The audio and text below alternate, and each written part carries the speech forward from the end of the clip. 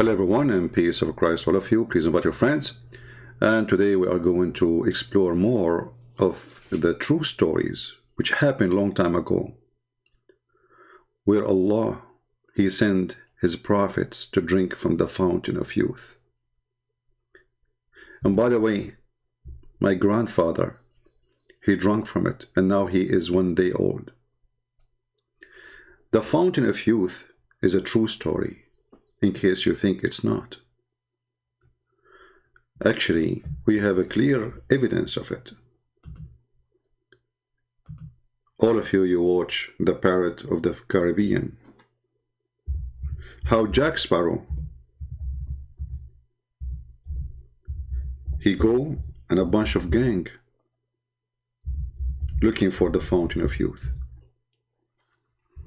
And how even the evil British government were trying hard to make him find them or find the fountain for them. I will not be surprised if Trump is behind this, or CIA.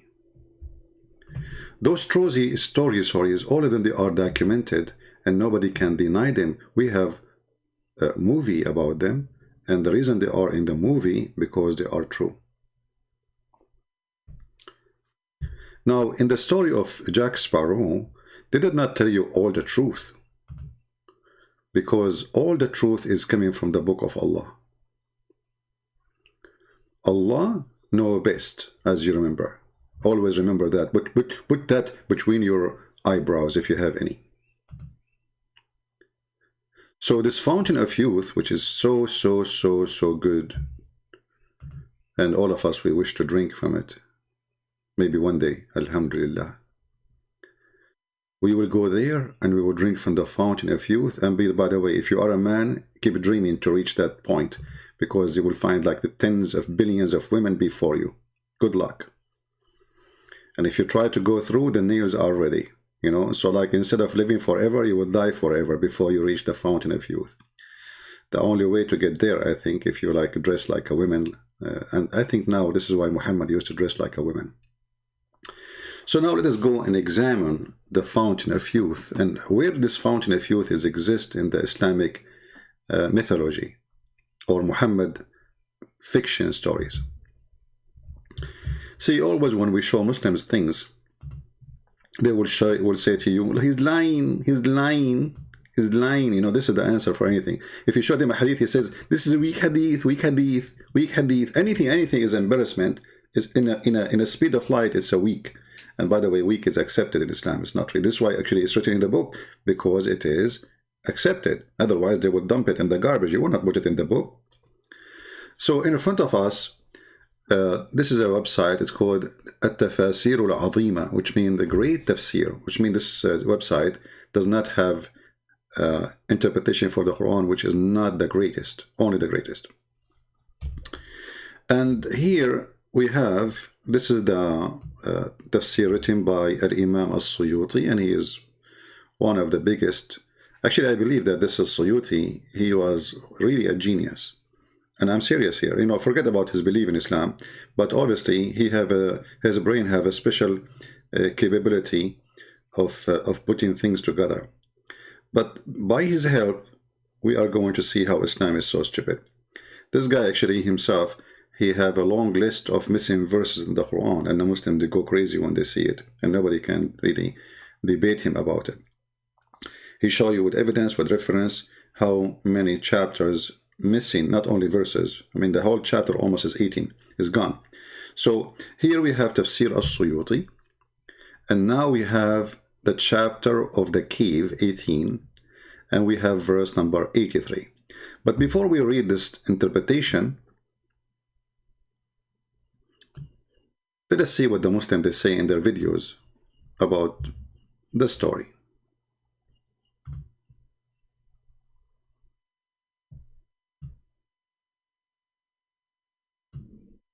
Allah subhanahu wa ta'ala mentions the story of Dhul Qarnayn. And Allah subhanahu wa ta'ala says, وَيَسْأَلُونَكَ عَنْ ذِي الْقَرْنَيْنِ. We gave him power in this world. and we allowed him a path everywhere. And he went to the easternmost, he went to the westernmost. There are stories mentioned in the Quran about Dhul Qarnayn. He was a just king. He thanked Allah subhanahu wa ta'ala. He found people of all different types and persuasions. And then the final one that is mentioned, the final group of people, حَتَّى إِذَا بَلَغَ بَيْنَ السَّدَّيْنِ, when he came to essentially a valley. There's two mountain slopes coming here. وَجَدَ مِن دُونِهِمَا قَوْمًا, he found a group of people. لَا يَكَادُونَ يَفْقَهُونَ قَوْلًا, they did not understand Dhul Qarnayn. Dhul Qarnayn did not understand them. In other words, this was a civilization that had no middle ground. In the good old days, once upon a time, before Google Translate, how did people translate from one another? There were people, intermediaries, who had traveled to both lands. Inevitably you would find somebody who spoke Latin and Arabic, who spoke, this language and that language. You would find somebody. Dhul Qarnayn went to such a faraway land that the language of those people and the language of Dhul Qarnayn had no middle ground. So Allah is mentioning this is a far-flung civilization. And here you see how the stupid story started. So those people, they don't understand the language, and he have no translator for them. And then a second after, we will see that they are talking to each other.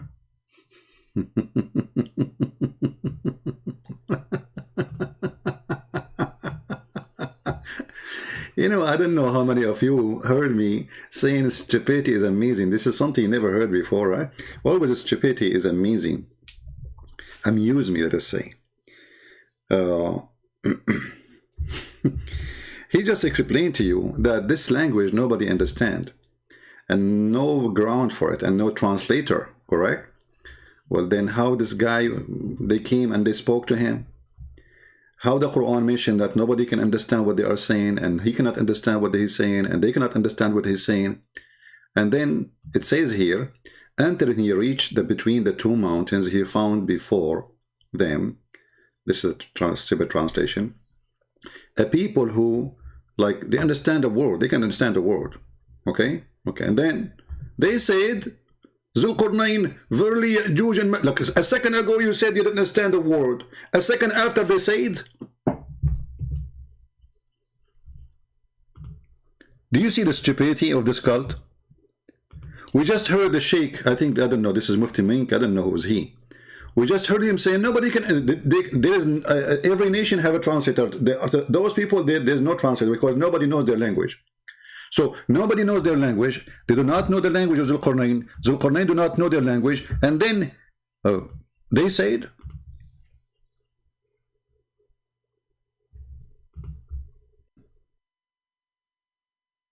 and then he said, what happened? And he said, and the sheikh, he said at that time there's no Google translator.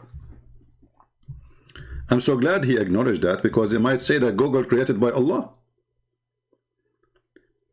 Here right away you see how the stupidity of this cult is a jumping machine. I mean, don't even they notice what they just said? He cannot understand the word and they cannot understand the word. And then after a second, they say to him,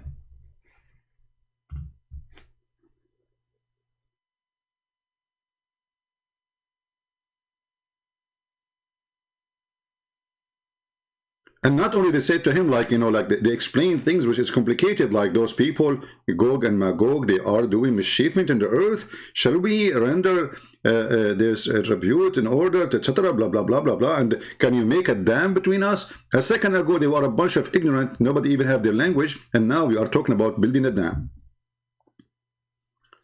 And then he said,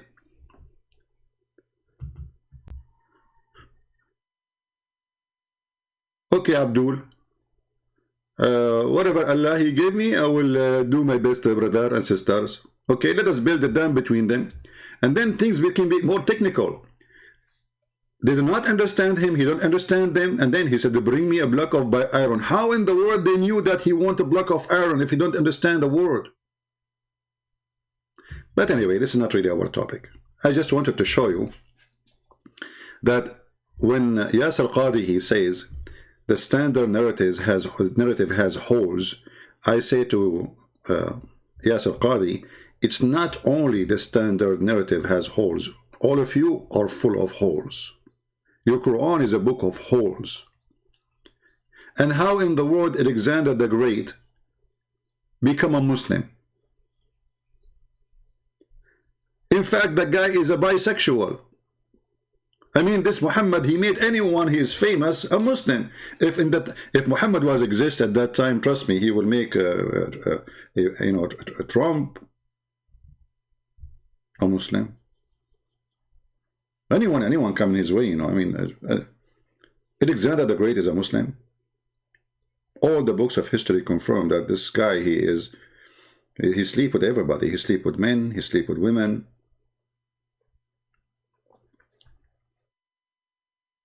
But he is famous. And there is a person from Syria, he wrote a book, and this book is about a man who wear a helmet, have two horns. And this is why you see the Quran saying, the person with a two horn. I mean, have you ever heard, even, this is a God, he is telling us about a person who he sent, yet his name is the guy with the two horn. Why? He's a cow?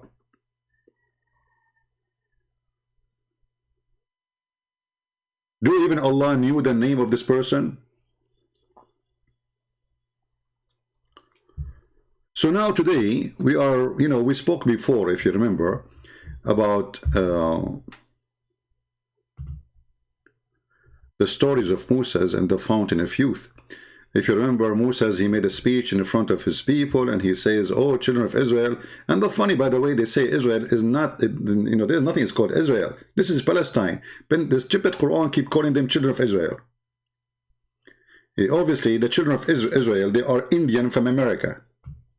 I mean, even your stupid book keep calling them the children of Israel. So Moses, he made a sermon, and he spoke to the children of Israel, and he told them, I am the most, he asked them, who is the most learned person among the people? Someone's asking Moses. Moses says, I am me. Come on. Me. Then Allah, he said to him, you stupid Moses, it's not you. Moses, he said, like, what? Not me? So Allah, he admonished Moses, and he told him not to ascribe all the knowledge, not ascribe to all the knowledge to Allah only. Then came to the divine inspiration. He says, yes, one of our slaves in the junction of the two seas is more learned than you. And here, by the way, translation of the junctions of the two seas is Al-Bahrain. Bahrain, the country is called Bahrain? This is where it is. The funny, if you go and see where the Bahrain is, you will see that Bahrain is connected to the Mediterranean, which is very funny. So there is a person who lives in the conjunction of the two seas, and that is Al-Bahrain, in Bahrain. And then Moses, he told to him, okay, how I can find this guy so I can learn from him, how I can meet him. Allah said to him, take a wheel, not a fish, take a wheel in a basket, and whenever the fish is lost, follow it. Look, what the heck? Follow it. How you can follow a fish, a dead fish? She's dead in the basket. Big whale. By the way, at that time, I mean, you remember we showed you the story in the previous video, how there's a guy, he was 3,000 arms tall, and how he hold, he walk in the sea, he don't swim because he's so big. He walk in the sea, and the sea does not even go to his knee. And then he hold the wheel, and he put his hand up in the sky, and he do the barbecue to the whale by the sun, because he's so high, he's so close to the sun, brother. So Allah told him, take a whale with you, put it in the basket, and then when you lose the whale, follow it, and you will find that place. So Moses, he set out along, and he went with his attendant, Yeshua bin Nun. And here the funny part of the story. Bin in Arab, in the language in Arabic, it's coming from the Aramaic actually, means son. Nun is a whale. I mean, look, even the servant, his name, Yeshua, son of the whale. Look at this, brother. I mean, obviously, there's no fabrication in the story. So Moses now, he have to take a whale with him, and then he choose a servant, and his servant, later, by the way, he became a prophet, but this is a different story. His name is Yeshua bin Nun, the son of the whale. Unbelievable, alhamdulillah. And then they carried with him the fish, which is the whale, until they reached the rock and rested there. Until they reached the rock. I mean, is that how simple? You go all the way from Israel, all the way to Bahrain, and then you find a rock. There's only one rock in the way. Let me open the map. You see, I said to myself, I'm not going to stay long, but I don't know how to do that. Sorry. I will start making videos just without going live, by the way, so to force myself not to stay long. Because as long there is, you know, more ideas will come and things is endless. All right, so let us open the map of Prophet Gogol, peace be upon him. So this is the country we are talking about. It's a little island in the Persian Sea, which the Arab today, they are fighting to correct the Arab Sea, but all of us, we knew that this is the Persian Sea. They love to hijack anything. So supposedly Moses, he went all the way from Jerusalem, or from Israel, wherever he was, and then all the way to Bahrain, brother. And then they found a rock. I mean, the story makes sense. I mean, think about it, think about it. Okay, this is Israel, brother. And now, Moshe, how are you, Moshe? Are you doing good, Moshe? Okay. So Moshe now is going to take a route from Israel, brother, and he will keep going from here.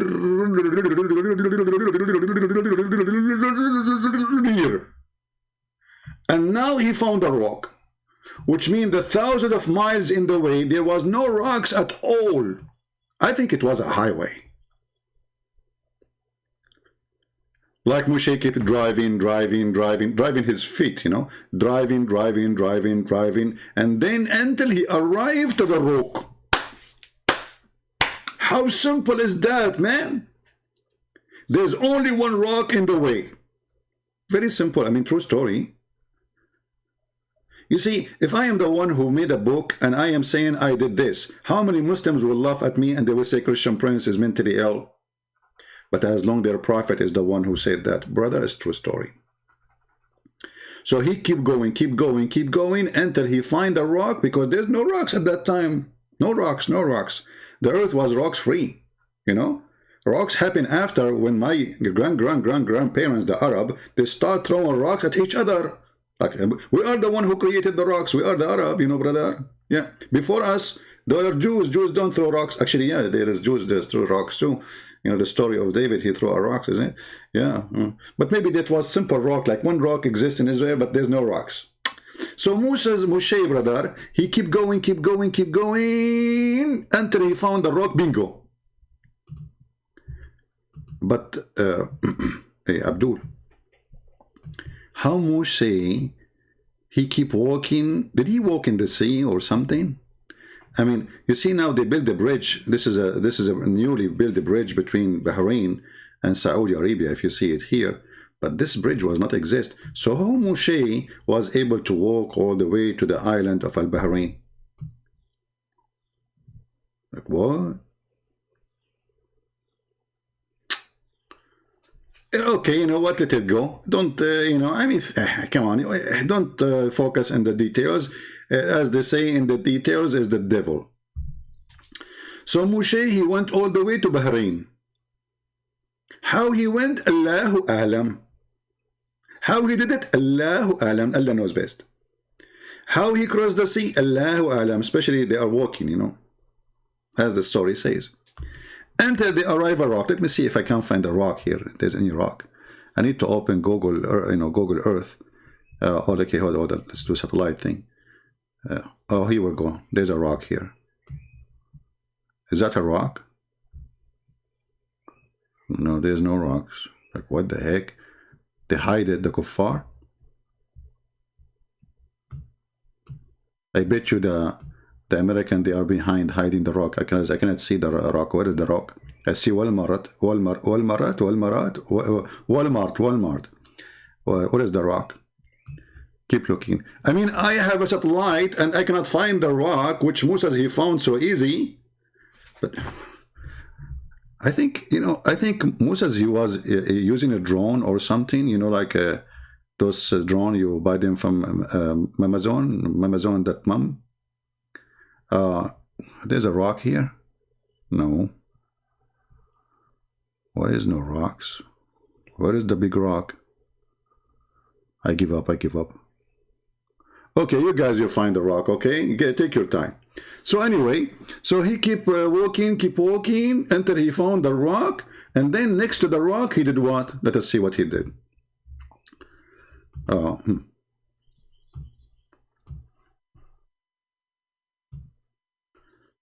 Okay, until they reached the rock, and they rested there.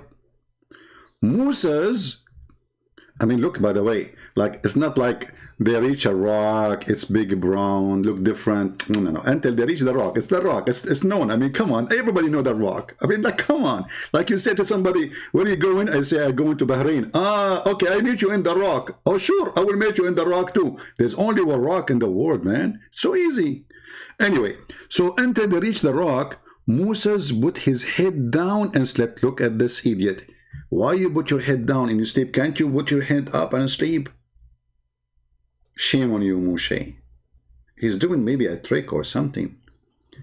Okay, he put his head down. Sufyan, the sub-narrator, he's a sub-narrator. I mean, look at this religion. There's narrator, sub-narrator, submarine narrator. And then said, somebody other than Amr said, at the rock there was a water spring called Al-Hayat. Here we have to stop. There's a water spring called the life.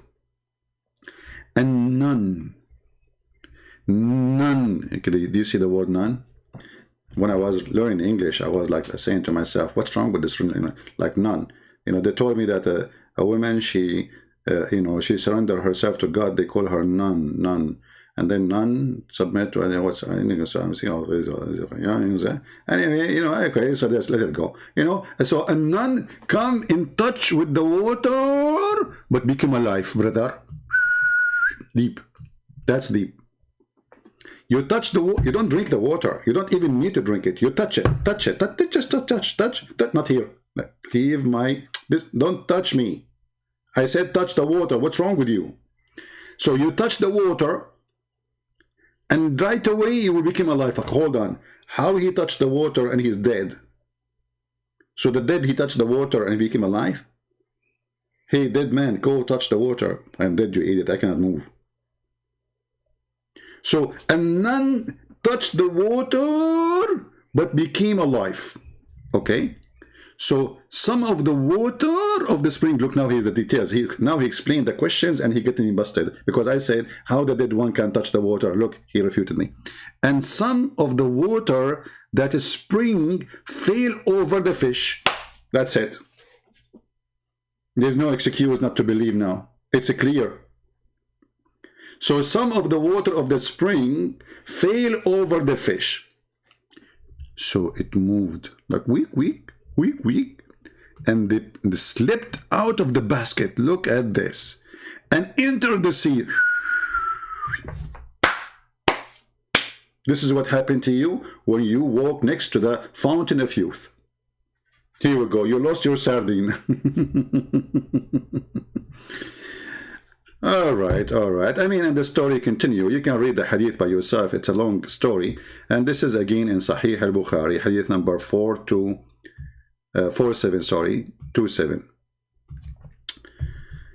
All right. So now this is who? This is Moshe. And by the way, one of the comments, he said that Allah, he created this child as a kafir when Al-Khadr slew him because Allah want to teach Moshe, listen, you idiot, Allah, he created that child like a mice for laboratory to teach. So Allah, he created children so he can put them for us and we kill them so we can learn. What a stupid religion, man. So now this is the story of Moshe and the fountain of youth, as you see. Now, I'm not going to go to Jack Sparrow and discuss how Jack Sparrow, he was very evil trying to get the fountain of youth himself alone. And I'm not going to discuss how greedy they are. And here, like here, Jack Sparrow, you see, Jack Sparrow, he did not reach the fountain of youth by walking. As you see, he is using a boat. But the story of Prophet Moshe, he was walking down the street, until he reached the island of Al-Bahrain. How he crossed the sea, don't ask. Jack Sparrow, he crossed the sea by a boat, as you see, and we have evidence. And here Jack Sparrow, you know, this is, he trying to act like Moshe. He put his head down and he lay down, you know. But all of us, we knew Jack Sparrow, this after he broke his tooth. You know, remember when the guy from the ship, he hit him in his tooth. So he started saying Jack Sparrow.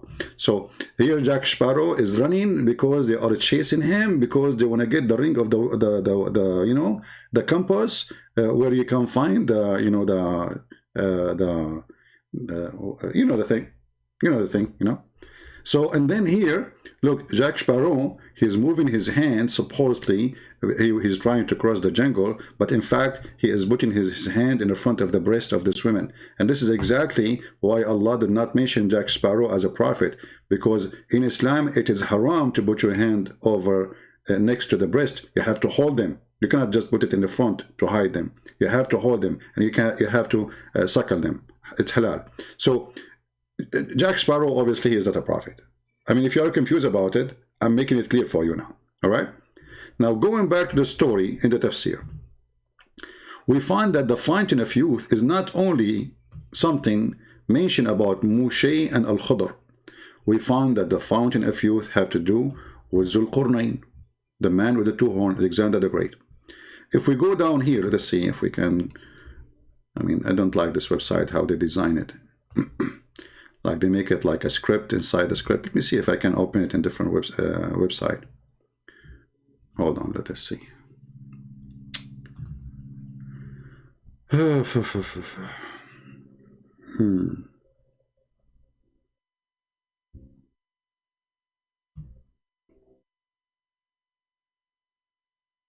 Okay. I will try to find it in different websites so we can open it better.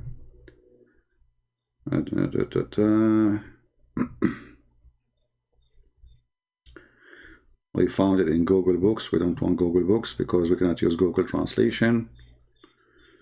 All right, we found different website here. Let us see this one. Hold on, give me a second.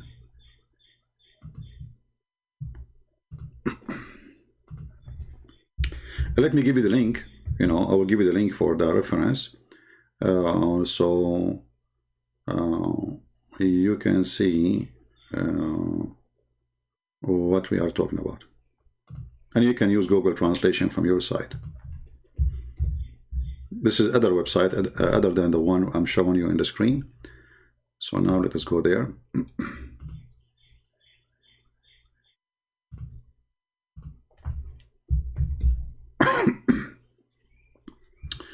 All right, so now we are opening the new website. All right, so here it says they are asking you about Zulqarnain. This is a chapter 18, verse number 83. You're right. And then here we will see some explanation about this person. It says here that some of the people of the book, and obviously they are Jews, they ask Muhammad about a man who going all around the earth. And then Muhammad, he says, I know nothing about him. Muhammad, he said, I know nothing about him. Let me open the website, using Google Translation so we can read together.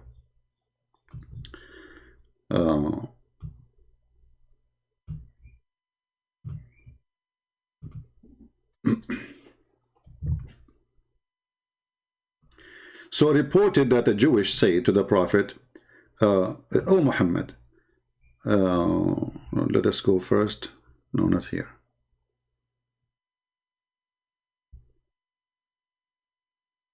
Anyway, you can read this part. Oh Muhammad, do you remember Abraham and Moses and you learn about them from us? Imagine the Arabic says, and you learn about them from us. All right, Abraham, Moses, Jesus, the prophet, you heard of them mentioned from us. Do you see it? Muhammad, he never knew about them from us. Muhammad, he did not say to him, no, I did not hear about them from you. I heard from Allah. He kept mute. So tell us about the prophet of God that mentioned in the Torah except in one place. Muhammad, he said, the Jewish guy, he said, who is he? Sorry, Muhammad, he said, who is he? Who is he? They said, Zulqarnain. He said, I have not heard anything about him. Do you see it? Until this moment, Muhammad, he is confirming that he heard nothing about him, and actually all the messengers before, the Jewish mentioned their names, and according to the story here, they mention Abraham, Moses, Jesus. He heard about them too from the Jews. And now they are saying to him, tell us about Zulqarnain. He is mentioned in the Torah, and obviously the Jew is getting Muhammad busted, because there's nowhere, you know, there's a prophet of God, his name is the man with the two horns in the Torah. So obviously here the Jew is trying to see how stupid Muhammad is, and he was successful. So he said, I know nothing about him, I learned nothing about him. And then they went out happy because Muhammad, he could not answer. All right? But when they are leaving, brother, before you leave they leave the door, Jibreel, he come down from the ceiling. And he told Muhammad the answer about Zulqarnain. He told him, I will tell you a remembrance of Zulqarnain. Oops. Muhammad, he fall into the trap.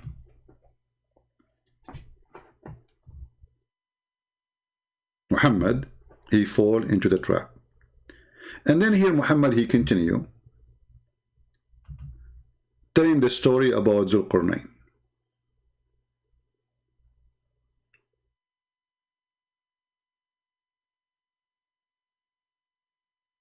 And there is a hadith actually which is very funny, where Muhammad, he said, I am not sure if Zulqarnain even was a prophet or not. And here you ask yourself, what kind of a prophet he do not know if other prophet is a prophet or not? I mean, why he is so ignorant about the topic? How come he do not know? So the story continue. Let me see if I can find this hadith in English.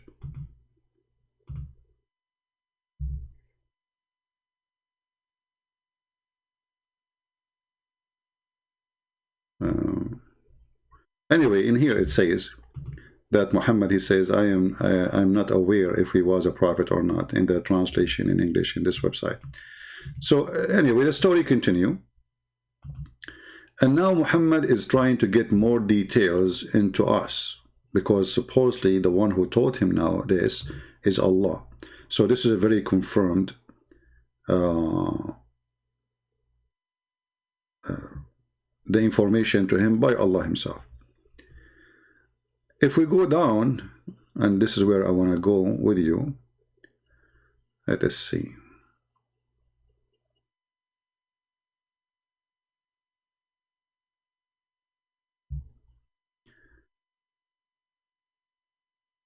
Where we will, because the the text is so long, and all of it is really stupid stories. Okay.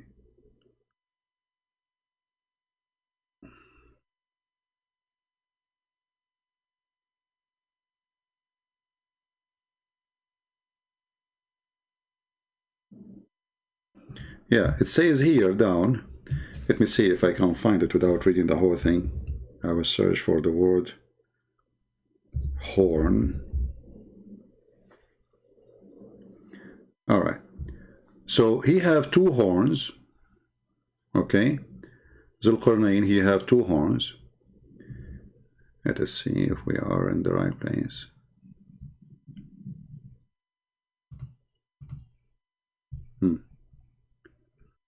Read carefully.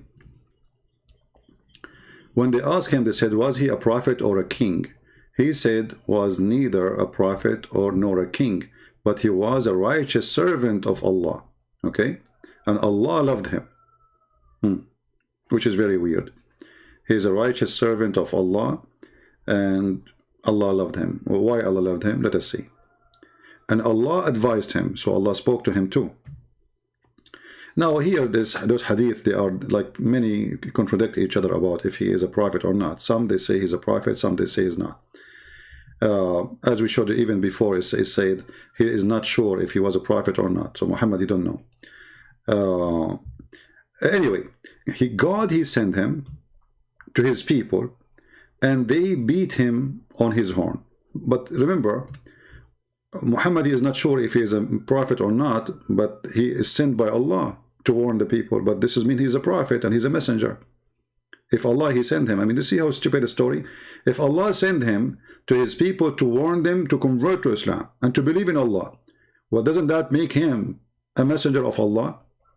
Very stupid story.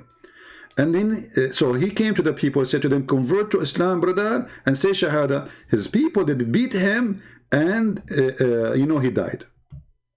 And then God, he revived him for their jihad, to go against them. Then he sent him to his people again, and they beat him again. And then another horn came from his head after he died. So here they explain to you why Alexander the Great, he have two horns, why he's called Zulqarnain. Because simply, he went to his people twice, asking them to convert to Islam. Each time he speak to them, they hit him with the hammer in his head, and he have a horn, and he died. He died. But there is a pimple coming from his head. This is the horn. And then after that, he start putting a hamama, which is just, you see the sheikhs, they put in the top of their head to cover the two horn, because he looked like an ant or looked like an insect. Unbelievable story. And then Allah, he bring him back to life. Alhamdulillah. The story here continue. Let us see where we will arrive.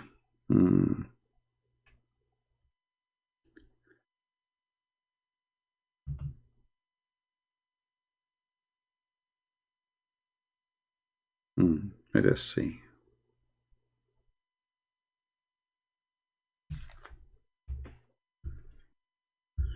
Oh boy.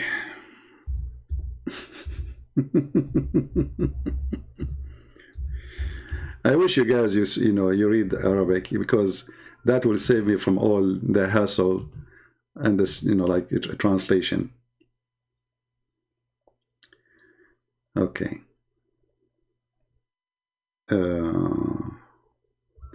Let us search for the word green to save from reading all of this. Green. Look like translation is different. Let us see. Search for the word water. Okay. Here we arrive to the story of Al-Khadr. So you will see that this man, and the Muslims, they try to deny that he is Alexander the Great. They keep saying to us he is not Alexander the Great. Here you will see that he built the city, it's called Alexandria. He built the city, it's called Alexandria. And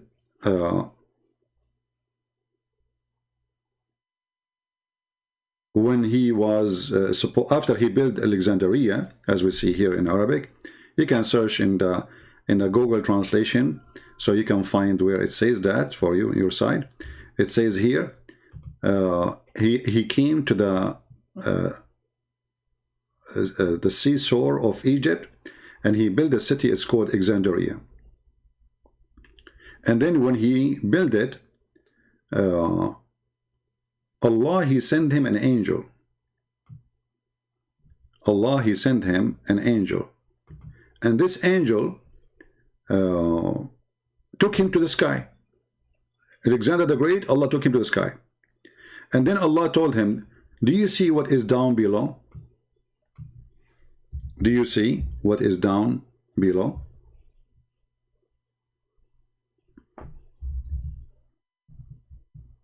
Isn't it amazing to know that Allah, he took Alexander the Great to the sky?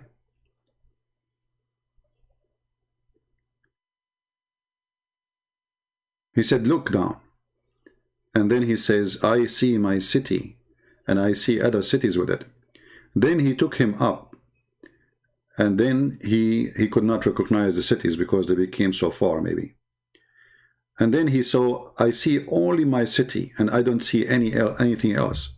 And then the angel, he says to him, all this land is, you see, Allah, He gave you the authority to rule it.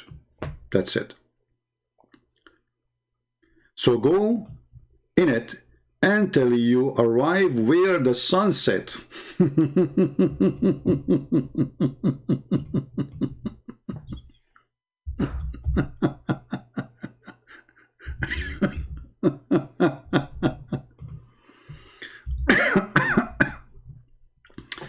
I don't know what to say.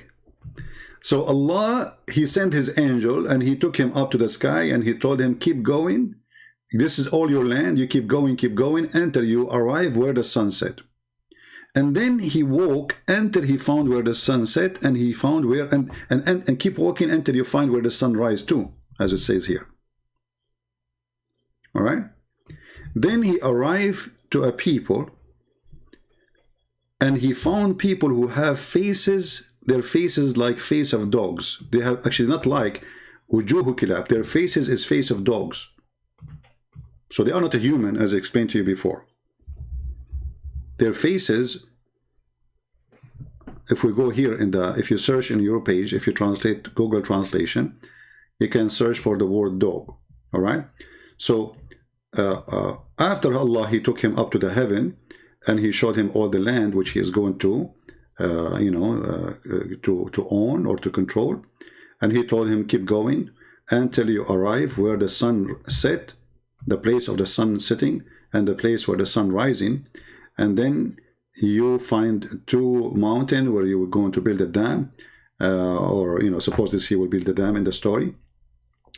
And then he keep going until he found across to Gog and Magog, and he found people who their faces were dogs' faces. They are dogs. Okay. But now we will find something different. You see, all the story until now, we did not see anything yet about the fountain of youth. I mean, what is the fountain of youth? Suddenly, you will notice in the middle of nowhere that Al-Khidr appear in the story. Remember, we are talking about a person who does not exist in the time of Moses. Remember the story in the Quran speaking about Moses meeting Al-Khidr, right? But now we will find that Al-Khidr, he appear again in the story of Zulqarnain. So if you go here, you will see that Zulqarnain, he used to go around, and then one day he stood upon a mountain. It's called the Mountain of Adam.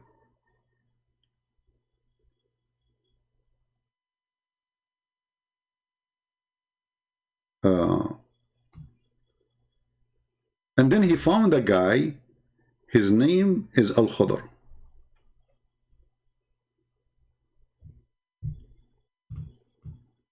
In that mountain.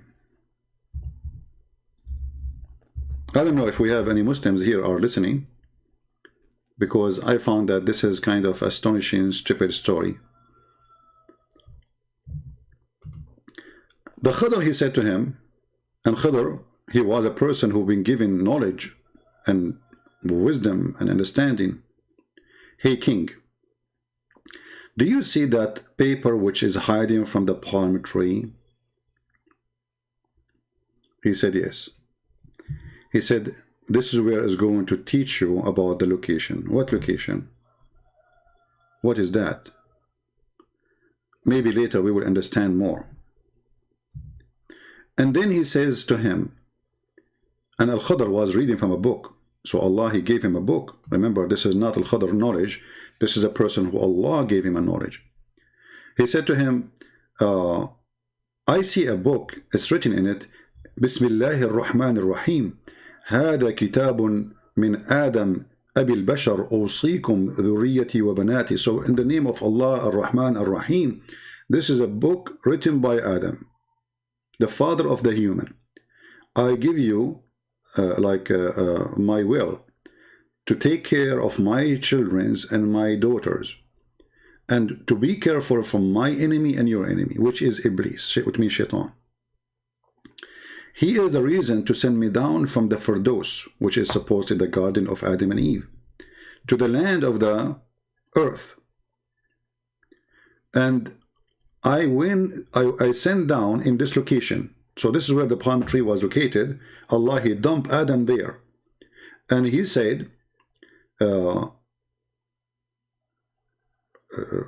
like in this location, the one who look at it, he will find that I have 200 years of sin by one look, which is very hard to understand, you know. So I've been sent there, and I was, let us say, he was cursed by Allah, and he dumped him in that location, and he was, if you look at that location, you will find that 200,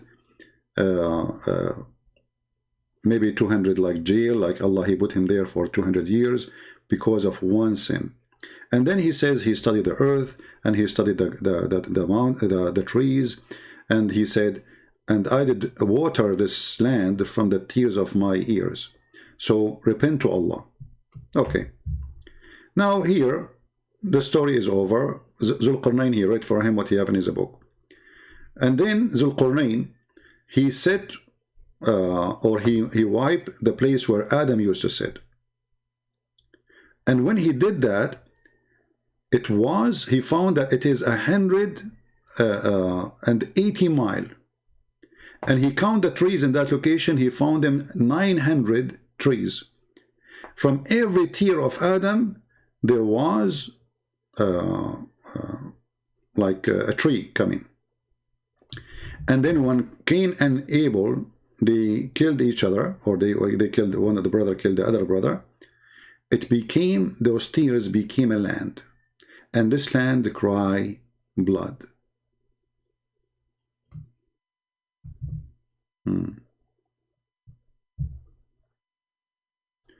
I don't know how many Muslims are listening. Muslims, what is the distance between Alexander the Great as date, as time, and between Moses? This guy Al-Khadr, he exists everywhere. Al-Khadr, he is with Noah. Al-Khadr, he is with Alexander the Great. Al-Khadr, he is with Moses. And actually there's some reports saying that even he was in the funeral of Muhammad. Even there's a hadith says that when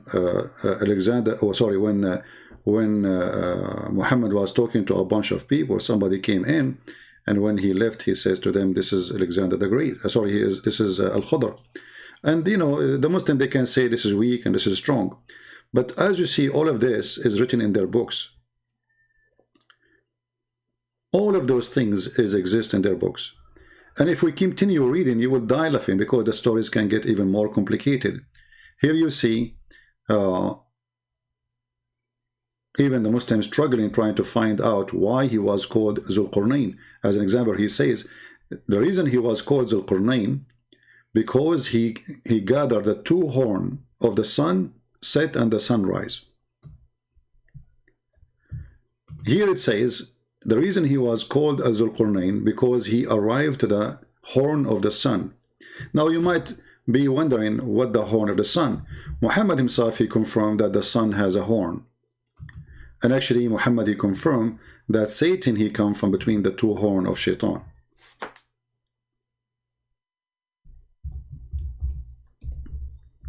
And maybe I have to stop here, because that video will go forever if we want to read the whole thing. And maybe we can continue later. So if we read here, let us see. As you see, Muhammad is beyond recognition of science. Muhammad is the biggest scientist. So Muhammad, he believed that Shaitan, he have horn. And the same Muhammad believed that Zulqarnain have a horn, two horn. Shaitan has two horns, Zulqarnain have two horns. As you see. And Muhammad, he said something very funny. I don't know why the Muslim did not translate it here. See, translation is gone. He said, don't pray when the sun rises, and don't pray when the sun set. Okay, why? Let me see if I can find it in different translation, a different hadith. All right, here we go. We found it in different one. Why? Read carefully.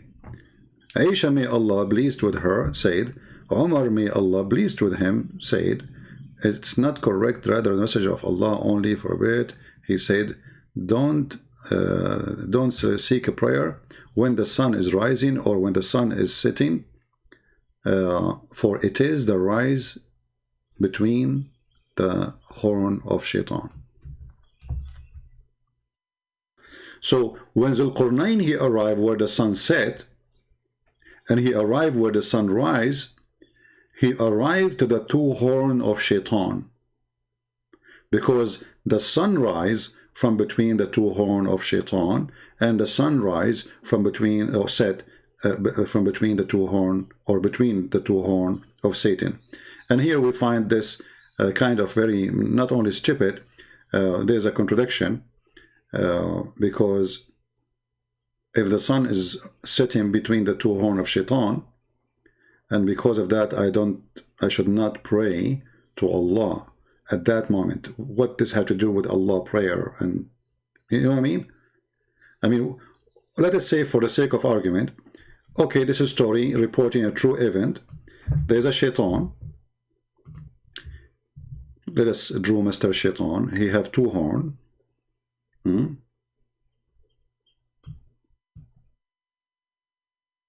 This is Mr. Shaitan. And now the sun is sitting between his two horn. Let us make the sun with a green color so it can appear, or red.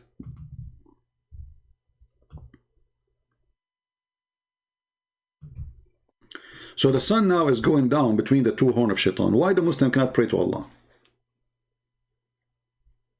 What is the connection? What is the reason? What is going to happen if we pray to Allah while the sun is sitting between the two horn of Shaitan? Any Muslim can tell us?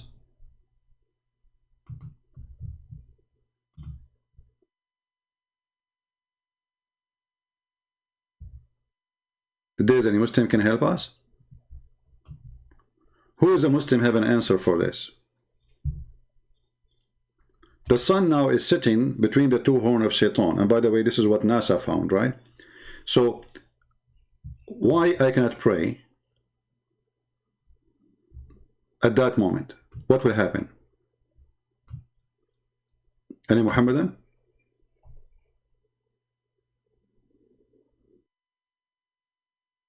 Is that just a stupid superstition stuff and crazy stuff? Fiction? People believe in it? Or this is a true thing? Was Muhammad informed by Allah that there is something dangerous will happen to the Muslims if they pray at that moment where the sun is sitting between the two horn of Shaitan, or when the sun is rising from between the two horn of Shaitan?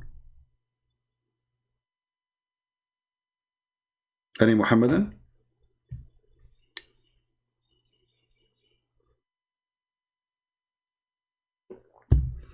You know, I wish I can finish all the reading, but as you see, this is very long, and that will take me really for long to finish it. And I'm trying to make my videos shorter.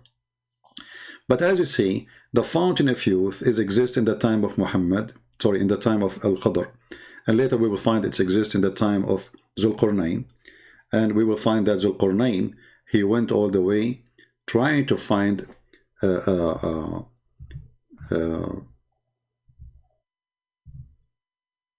fountain. And we find that Zulqarnain and Moshe and Al-Khadr, they make like a three comedian who they are they make a kind of a fiction story, and this fiction story is endless. And the Muslims, when they say that, I mean, when a Muslim sheikh, he come to us with these stories, the question is where he got these stories from.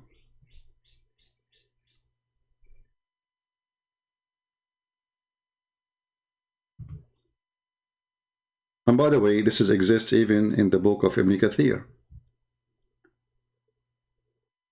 and exists in many, many books.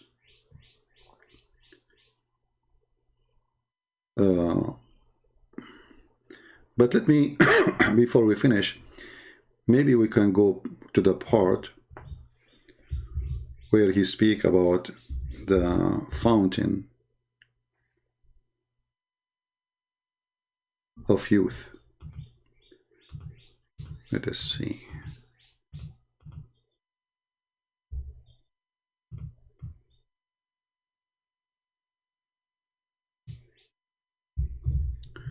Let us go back to the page. At least we can complete the topic,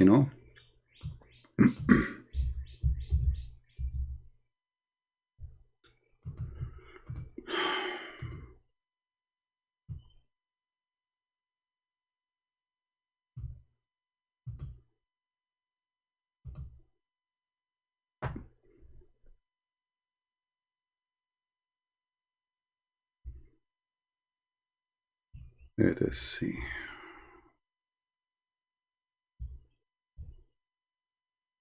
Tons of fiction stories, stupid stories, none of them make sense.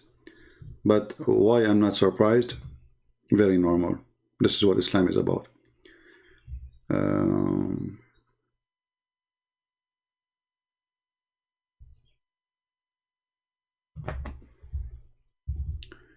Let us see.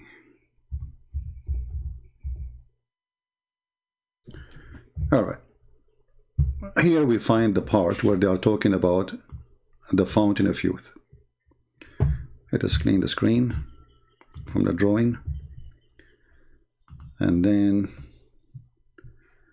we go to the Google translation. Just give me a second.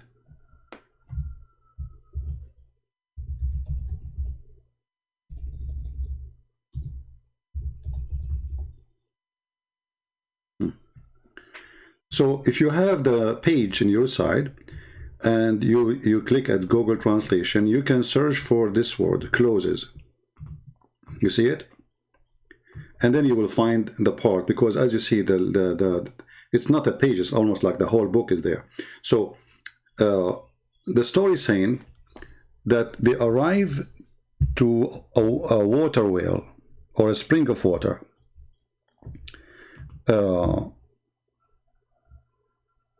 Let us see here. Al-Khudr, before, he said to him,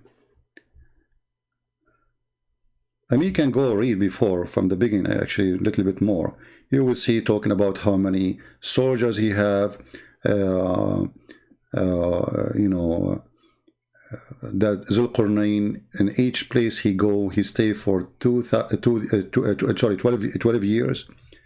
You see, each time he arrived to a place, he stay in that place for 12 years until he arrived where the sun set, and then he camped and he gathered his soldiers, and then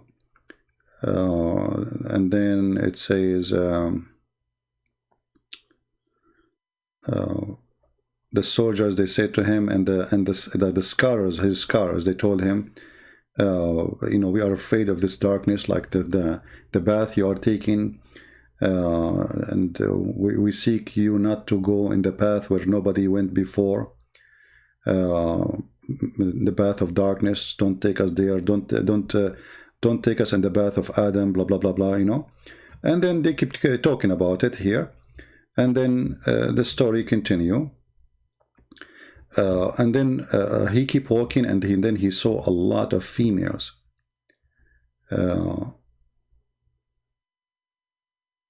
He saw horses, and they told him there's horses. He looked, He says, where is the horses? He says, females. He said, what females? He says, the virgins. So he chose 6,000 of female virgin horse. And then he chose from his soldiers 6,000. I mean, I know, like, when you are reading this, nothing makes sense, right? But I mean, this is what it is, what we can do. Like, sometimes people, they say to me, I mean, your translation is really confusing. My friend, it's not my translation confusing you. The story is confusing. The story is stupid. What can I do? So if I say to you, 6,000 virgin female horse, you will say virgin female horse. You might think I'm making a mistake, but this is what it is. What I would do. And then he chose 6,000 of his men. And then he made the Al-Khudr a leader of 2,000 of them. Okay? But in the translation, for some reason, the word Al-Khudr is not coming, you know? So, here we go, it says actually. And he gave Al-Khudr the command of 2,000 horsemen. All right, so Al-Khudr now became a leader in the army of Zulqarnain. And while Al-Khudr, he was walking, Zulqarnain came to him from his house, and Zulqarnain he went down to the house of Al-Khudr. And while the Khudr, he was walking in darkness. I mean, look at the connection. How he is in the house, and now he is walking in the darkness. Don't ask me.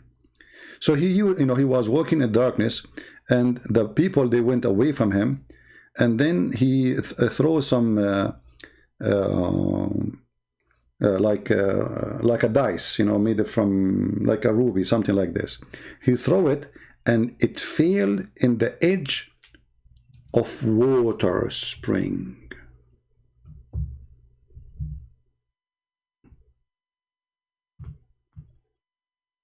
See the translation, he says I, because in Arabic it says Ain.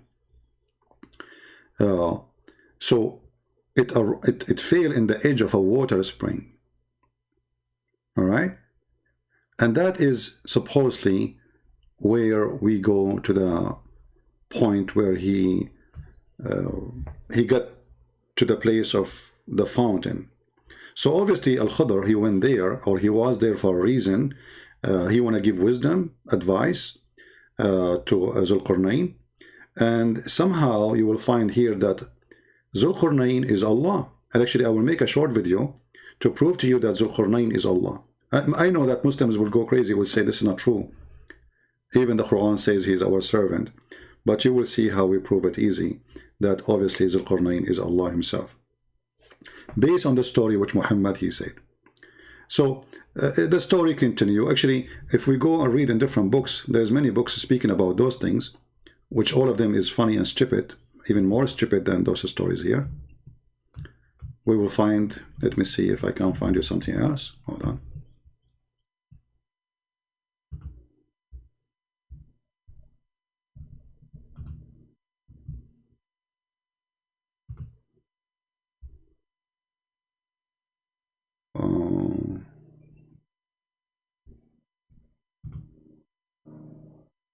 Yeah, here actually we see more details. Let's see, hold on.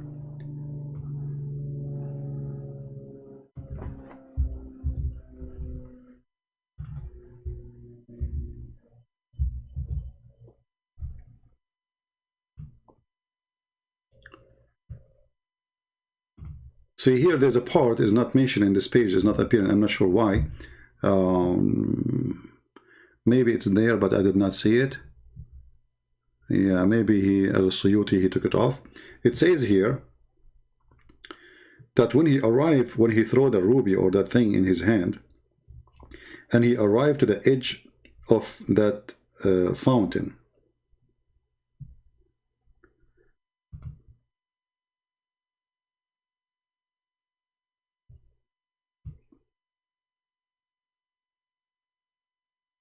when Al-Khudr, he said to him, you are seeking a bath of darkness, and this bath many of us cannot see.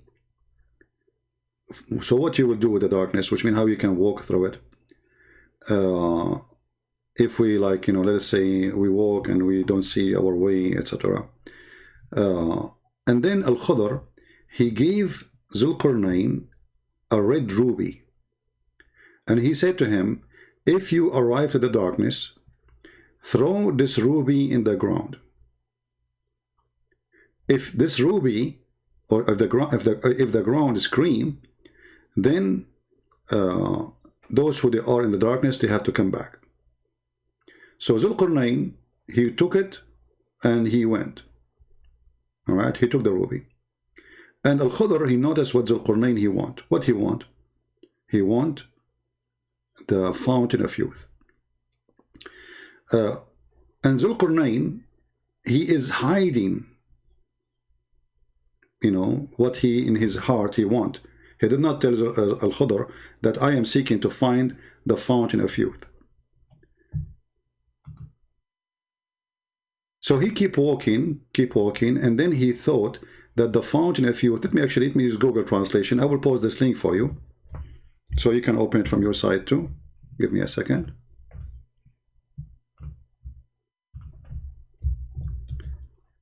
You see, Islamic, when we talk about Islamic reference, you will find that Islamic reference is a messed up reference. It's thousands and thousands of stories, and the more you learn about them, the more you die laughing. Let me give you the link here. You can open the same link, and you can click at Google Translation, as you see, and then you can read with me what I am reading.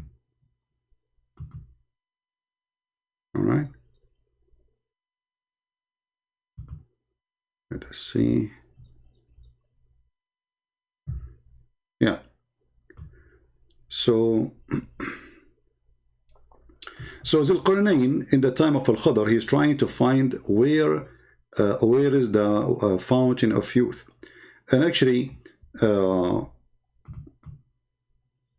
even if you go in the title, if you translate, let us see if we translate the whole thing.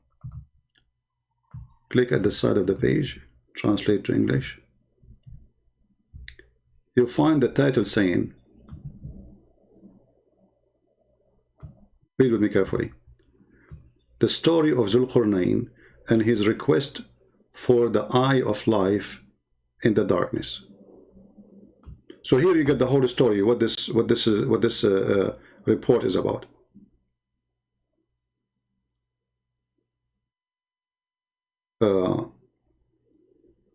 Zulqarnain, he wanted to find the fountain of youth. Zulqarnain, all his trip, all his mission, all his fight, all his wars, Alexander the Great, for one simple reason. He wanted to find the fountain of youth. I will let you read it all. I mean, this is endless, as you see. You can search, you can do your own study, you can make notes. Sadly, most of you do not know Arabic, but those who know Arabic, they will enjoy it more because they can read the original text. But as you see, this is the most stupid cult ever come to existence. It's not only it's a collection of fairy tales of the old or the ancient, but it is stupid fairy tales. And suddenly the stupid fairy tales became part of a book, it's called Quran. And suddenly the fairy tales of the ancient, which is a fairy tale for the kids, became a book of God and became God talking and God teaching. And then there's billions of people, they believe in such a stupid story. So here you will see that they are discussing how Zulqarnain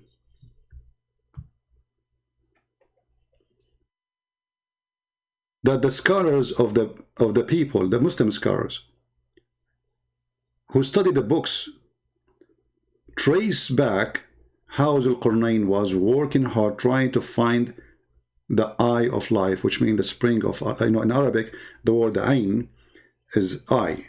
But when you put eye water next to it, it make it eye of water, which means spring of water. So Zulqarnain trying his best to find it. Zulqarnain, when he lived forever, Al-Khudr, he was there for a reason. And obviously Al-Khadr, he don't want him to find it in some stories. Like Al-Khadr, he want to keep the eye of the fountain of youth only for himself, for his own use, so he can stay alive forever. Obviously, Al-Khadr, he is against anyone to find this fountain. He don't want Zulqarnain to find it, because that will make him alive. And this is how the Muslims explain how and why Zulqarnain is not alive forever, but Al-Khadr, he is alive forever. So I will stop here, because the story is endless, as you see, but just I wanted to share with you things, you know, we don't mention always. And the difficulty part of this thing, of those stupid stories, is the English translating to your language. But thanks to Google Translation, maybe you will not get the perfect translation, but you get the idea. And the idea is very simple. Islam is a superstition, stupid cult. Everything about it is nothing but superstition. By a man, he claimed to be a prophet of God.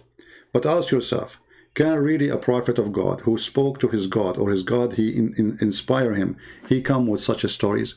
And if the Muslim, they will say to you, oh, those stories are not in the Quran. My friend, they are in the Quran. As you see, this is Al-Qurnain in the Quran. He found where the sun set, he found where the sun rise. So when those scholars, they are coming to you with the stories, and most of it is coming either from your prophet or from his companions, and speaking about this person, he arrived, entered, he found where the sun set and where the sun rise. That is in the Quran. And then the Muslims, in order to avoid the disaster and the stupidity of the Quran, they say, oh, he he did not really say, the verse does not say he found where the sun set. No, he did not say that the sun set in murky water. This is how it appeared to him. Anyone see the word appear to him? Anyone see the word he thought? It is Allah who is talking. The Jews, they asked the man, tell us, they asked Muhammad, tell us about Zulqarnain. Muhammad, he said, and we show you the interpretation, saying, I know nothing about him. Then Jibreel came to him right away. And Muhammad, and by the way, some story says it took him a few weeks, so the story of right away is very funny. So Jibreel told him, and now Allah is talking. Allah is the one mentioning here, says, until he came to the rising place of the sun. Where is the rising place of the sun? The sun rises everywhere. You do not need to go anywhere to find the rising place of the sun. That is stupid to say. So when they try to explain, they try to say to you, oh, this is how it looked like. You know, he saw it rising, but it's not really. But no, hold on. It says, until he came to the rising place of the sun. So here there's two things. There's timing and there's location. And he found it rising on a people. He found people near it. And then if you continue, you will find that this guy, he continue before it actually, where he found where the sun sitting. Enter when he reached the sitting place of the sun. It's a place he reached. What happened there? The sunset. He found it. It's Allah is not saying he thought. You see, Allah is reporting the story. He found it. He report a find. Not he thought. And the funny, the Muslim, they say to us, the Quran is an amazing language. So can't Allah he use, instead of he found, he thought? Is Allah like, is your God Allah stupid? If you want to say he thought, he will say he thought. He did not say he thought, he says he found it. And even the Sayyid Muhammad himself, he confirmed that the sun set in a murky water. Was Muhammad unaware and he have wrong understanding of the verse too? And you Muslims, you have better understanding? Isn't it this is your prophet saying that? And here I need to ask a very simple question. Is that the same water where the fountain of youth is? You see, all this video is to come to an end. Remember, the Quran speak about where the sun set. It said what?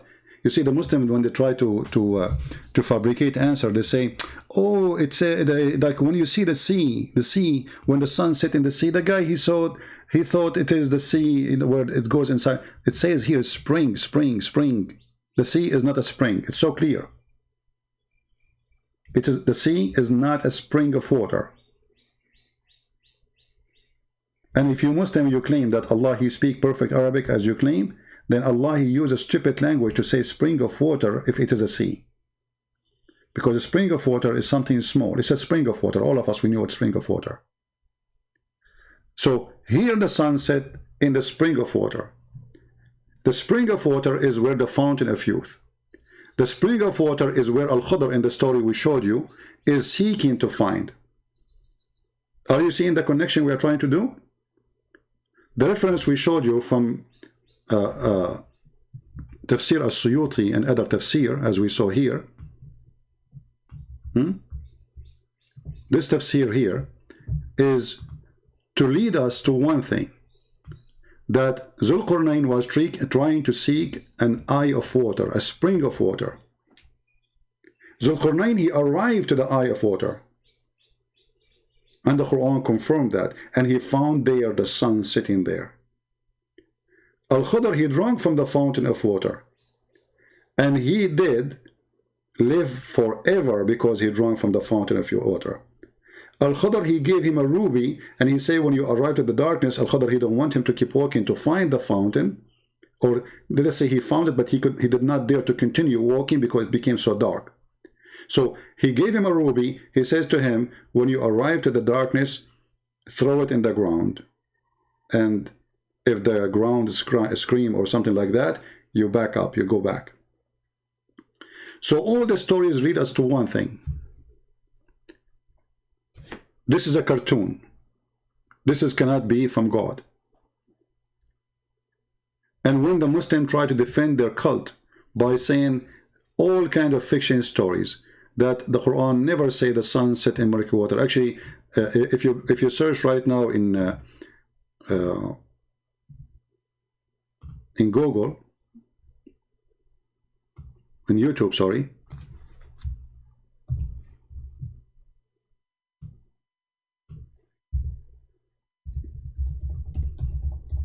you will see how many Muslims volunteer doing their best trying to fix the stupidity of the Quran.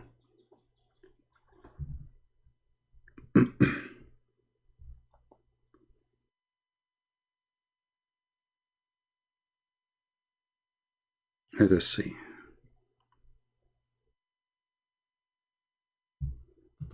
This is an old video. The other points that William Campbell raised was regarding Surah Kahf, chapter number 18, verse number 86, that Zulqarnain sees the sun setting in murky water, in turbid water. Imagine sun setting in murky water, unscientific. Imagine. The Arabic word used here is, it is wajada, meaning it appeared to Zulqarnain. William Campbell knows Arabic. See, this guy, he don't speak Arabic, by the way. He became expert in Arabic. The word there in Arabic, wajada, wajada, it means appear. The word wajada, we can go right now to the dictionary. The word wajada means he found, and even actually the Islamic translation, not even one of them says it appear. It says he found it. So this is the stupid Zakir Naik. They ask him how in the word it says he found it. He says found it. That doesn't say found it. It says wajadaha. Wajadaha means it appeared to him. But all of you can go right now to the verse and you can copy the word. This is the word wajadaha. And you can take it to Google Translation. Actually, you know what? I can do this in front of you. I can use Google Translation in front of your eyes to the same page without even copying anything. You know? Like, you open the page here with Google browser, and we have the original translation in English in the right side, and the Arabic. So what we do, we click here, translate to English, and then this verse, verse number 86, will be translated. Let us see what Google translation will be. Is it going to say it appear, or it says going to be founded? But we do not even need to do so. It says here, even he found it sitting in a spring of black water. So how in the word he found it became, according to Zakir Naik, it appeared to? Do you see how dummy, how stupid, how desperate their answers are? And this is what happened when a person, he defends Islam. Whatever he say, nobody oppose. If it is me who said the word wajadaha mean appear, you will see a Muslim making tons of thousands of videos saying Christian Prince is lying. But as long as Zakir Naik is the one lying, and the lie purpose is to defend Islam, it's okay. Murky water, in turbid water. Imagine sun setting in murky water, unscientific. The Arabic word used here is, it is wajada, meaning it appeared to Zulkarnain. Meaning, the word wajada, meaning.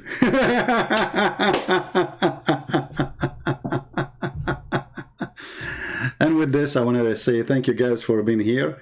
I hope that you found where the sun set today. And I hope that you get some more clue about where to find the fountain of youth. So all of you can grow young again. And you can be very handsome, good looking, like me, alhamdulillah. And you can be young like me, alhamdulillah. And, you know, I wish I can share with you some of the water of Zulqarnain, the fountain of youth. But you know what? I made an agreement with the director of Jack Sparrow movie that I will not tell any information about the location where we did our movie. So, because they will sue me, honestly. I mean, we have a contract. I can show it to you. They made me sign a contract that I will never, not only me, by the way, all those who work in the movie of Jack Sparrow, the Pirate of the Caribbean, we sign an acknowledgement that in no way we will tell anyone where the fountain of youth is, especially women. I mean, no way. I mean, like, your mother-in-law now, she is 90, and soon she might go. And now she go drink the fountain of youth, and now she is 16 again. Good luck with that. So they made a sign says specifically, you don't tell women. Specifically. Okay? And because, you know, like, there's a lot of women here. Sorry, I cannot share. You know, I mean, if you are just men, I mean, we can share with you that. You know, and by the way, Zakir Naik, as long you know the meaning of the verse and you know Arabic. Do you speak Arabic? And as long you know Arabic very well, you idiot. Was your prophet an idiot himself? He did not know where the sun set. He did not. How come your prophet? He did not say. He found it. He thought. He said it's set in a spring of warm water. Even your prophet, the prophet of the Abdul, the biggest Abdul, Abdul number 1 in the world. So my friends, thank you very much for being here. And I know now many women, they will be upset from me because I'm not going to tell you where's the water. Please forgive me. I made a promise. And however, if you are a woman who knows how to make baklava, we can discuss different conditions. You know, like if we make an agreement, you supply me with baklava for the rest of my life, every day, huh? Then I might think about telling you, you know, to get like maybe like little tiny, maybe few drops of water will make you like maybe 40, 45, 50 years younger, you know. But you have to sign, like we have to go to the lawyer and, you know, appear before the judge, you know, Judge Huri Butar. And, you know, you hold the ring of the, you know, even the Lord of the Ring is in the Quran and in the Hadith. Go and read the stories about the Lord, the Ring of Solomon. You would die laughing. Actually, I say to you that number 1 stupid chapter in the Quran, which nobody can beat it, is chapter 18.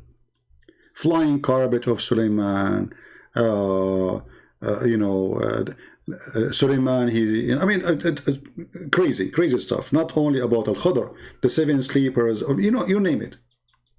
You know? Look at this story. Look how beautiful it is. You know, look at this, look. This is the most funny stories ever. Chapter 27 and chapter 18 are the ones who they are really very, very funny and very stupid. And actually here, just to show you one thing here, the stupidity. In chapter 18, there's a verse which I find very amusing. They ask Muhammad, those who they are, the, you know, the Christian they speak about, those who they've been chased by an infidel king, they want to kill them because they became a Christians. How many they are? How many? I mean, very simple question. He's not asking them science. How many they were? So Muhammad now, he don't know really what he is going to answer. He don't dare to say anything. So look what he said. He said, Allah told me the following. Some, they say they were 3 and their dog is number 4. And some, they say they are 5 and their dog is number 6. Guessing the unseen. Yet others, they say they were 7 and their dog is number 8. Okay, now Allah will give you the answer. Oh, Muhammad, say, only Allah knows their true number. What the heck? So what the purpose of this verse? They're asking you how many they are. So the coward Muhammad, he is afraid to say the number and then he will get wrong. They will get him busted. So some they say they are 3 and their dog is number 4. Some they say they are 5 and their dog is number 6. Some they say they are 6 and their dog is number 7. Some they say they are 7 and their dog is number 8. And then the answer is, okay, Muhammad, tell them Allah knows best. And not only that, he says, only Allah knows their numbers, and then none knows them but few. Like, what the heck? So what is the number? I mean, what is this complication all is about? Just tell them the number. He don't know. He's afraid to tell them the number. People will laugh at him. The story name you eat it's called the 7 sleepers. I mean, isn't it obvious what is the story? What is the number? It's called the story, the name of the book, the 7 sleepers. And Muhammad is still, he don't dare to give the answer. And as long there's a few people they knew, okay, tell us what the numbers. Because already it's not a secret. I mean, what is the big deal? Are we going to tell us about nukes? Is that like you will unveil the location of the fountain of youth? Tell us, then even this one, Muhammad, he cannot answer. And here you see a mistake in the Arabic. He says that some they say they are 3 and their dog is number 4. Have you ever heard in any language somebody says 3 and their dog is number 4? Actually, it doesn't say number 4. وَرَابِعَهُمْ, and the fourth is the dog. You don't say the 4th is a dog. He is not a human. You say 3 and 1 dog. In no language you say such a thing. This is stupid. Muhammad, he considered the dog is a human. The fact, even the word here, kalbahum, is false written in Arabic. The original word is kali'ahum. Kali'ahum. In the story which is written by an Aramaic Syrian bishop, I believe his name is Yaqub. In this story, it says that it's a fiction story. It's about a group of guys who run away from a king just because they became Christians, and they hide for their life in a cave. And then God, he sent an angel, and that angel was Kali'ahum, not Kalbahum. So the stupid Muhammad, instead of getting the word Kali'ahum, he said Kalbahum. Either Muhammad was the fool or the one who wrote the Quran for Muhammad. He got it wrong because of maybe the way it's written close to each other. Kali'ahum simply is the one who provided them. This is why you see that this, according to the verse here in the Quran, this dog, he opened his 2 arms. Have you ever heard of a dog have 2 arms?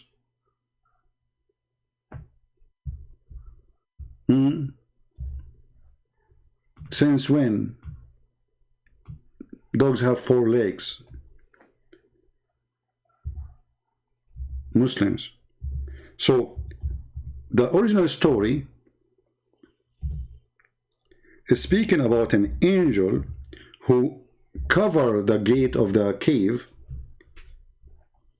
This is in chapter 18, verse number 18. Who covered the cave by his wings. He opened his arms.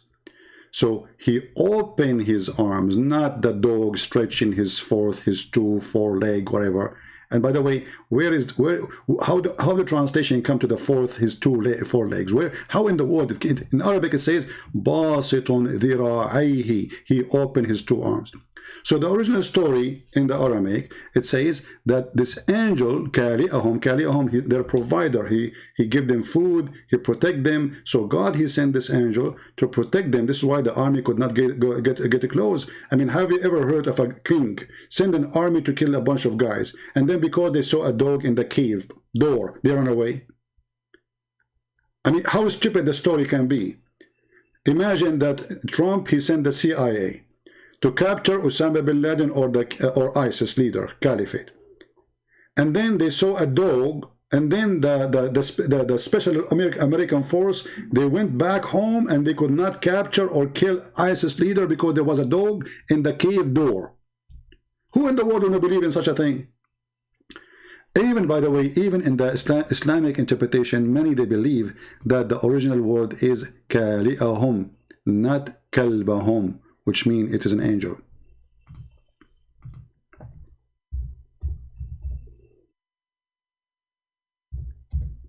Maybe we can make a video about it. We should.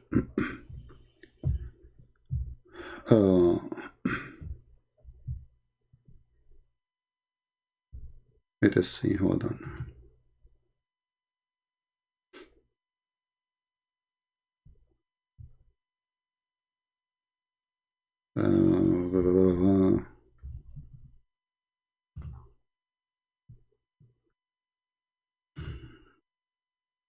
And the funny, even Muslims, by the way, acknowledge that there must be an error in the Quranic text.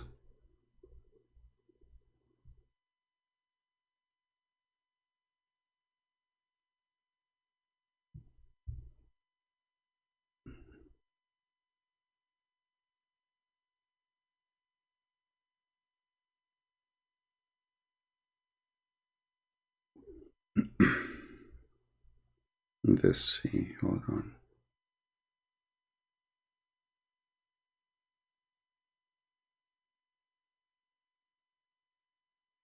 Anyway, I can make a video about it. See, I said half hour ago I have to go, and I said to you, bye-bye everybody. I believe, can you believe it? That's why I don't want to go live no more. I will make short videos and post them, because the short video we are talking about already now is 1 hour 32 minutes. Do you see how short it is? It's very short. So I want to say thank you guys for being here, and I really appreciate having you.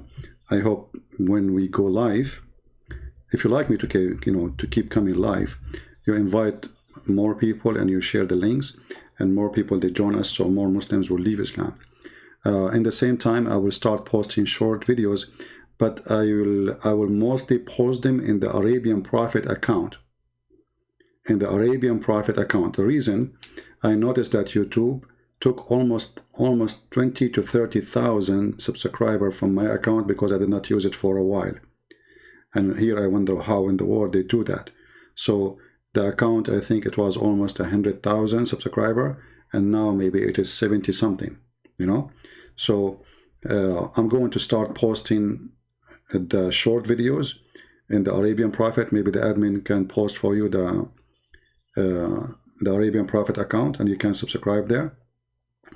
And I will make a video to tell you that I'm going to post short videos there, so we can keep that account alive. You know, this is what YouTube does. I mean, even when I go, before I leave the live streaming, it says to me, as an example, current view is 10,000. But after we close, you will find it says 6,000.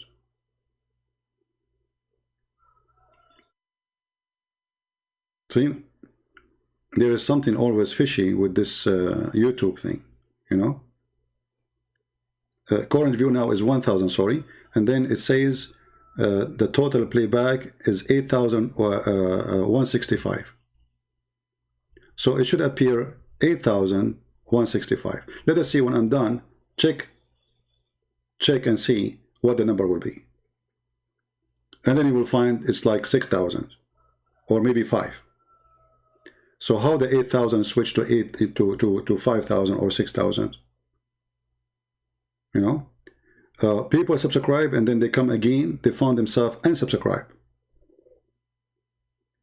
and obviously they did something to my other account, the Arabian Prophet, from more than 100,000.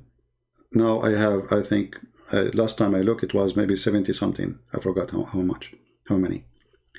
So we will start posting in the Arabian Prophet account short videos. And please subscribe to that channel so you can join us in the short videos. And then maybe I will go live in this one. So still we will use both, all right? We will see. Anyway, I want to say thank you guys for being here. And I hope all of you found the location of the Fountain of Youth, even though I was trying my best to hide my GPS. So none of you will find where is the location of the Fountain of Youth, because I live very close to it. And actually all my neighbors are very young, especially the ladies of my neighbors. I gave them water from the Fountain of Youth in exchange of an agreement. They cook for me and they make salad. One she makes salad, one she clean the house, one she clean my car, and the other one she go and do shopping for me, and the other one she wash dishes in exchange of giving them some water from the Fountain of Youth. And for sure those ladies are very happy, because finally they do not need to use makeup. They are so good looking now, and they feel so young for real, you know. And their husband, this is the only problem, their husband looks so old compared to them. And now they are thinking of divorcing those husbands because they don't match. I mean, come on. You married your husband 40 years ago, and now he's maybe 60 years old. And now, like, look what? You know, you are 17 years old. Like, come on, you are not going to stay with somebody who's 16. Hello? Yeah, you know, and I told them, why you don't give a drop of water to your husband? They said, no way, we need a new husband. Enough is enough. So anyway, they are free to do things. You know, they have their own way of thinking. Allah gave a freedom for the women, brother. Allah protect women freedom, women rights. Islam provide women rights. Yeah.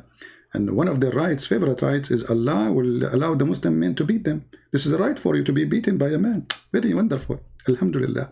Thank you very much. May the Lord bless you all. And I will see you soon again, maybe tomorrow. Christ is Lord. Islam made by a dummy for the dummy. Look for the Fountain of Youth, and when you find it, let me know. Take care.